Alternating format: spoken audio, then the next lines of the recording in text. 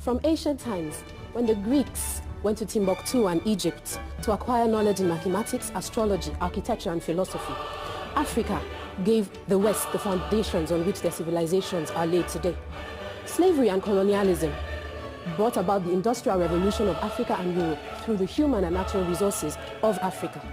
Today, Africa still continues to fuel the lifestyle of the West, producing the essential raw materials that make up 65% of the imports of the United States, 45% for France, and 65% again for the United Kingdom. 6 out of the top 10 diamond-producing nations in the world are African. Botswana in particular produces the most diamonds in the world in monetary terms. Guess where the money is spent?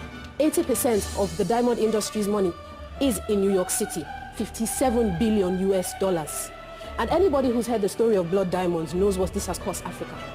According to statistics from the United Nations, 37% of the workforce of the United Kingdom is made of Africans, not British Africans, Africans.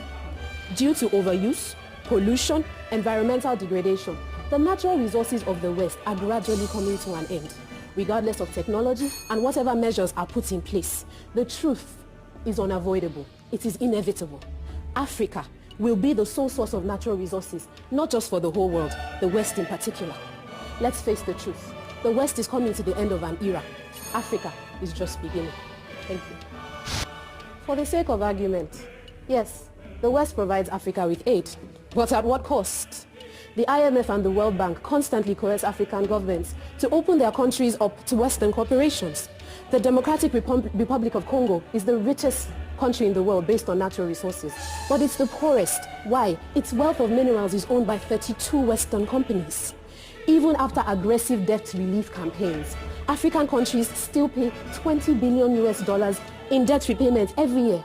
A stark reminder that this foreign aid you speak of is not free.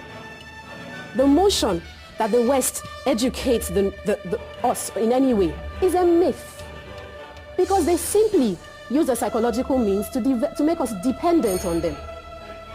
Let's not deny the facts that Africa contributes 70% of the world's cocoa, 34% of its coffee, 50% of the gold that the world uses is from Africa. Let's face facts. Africa, if taken out of the equation, leaves the West finished, empty,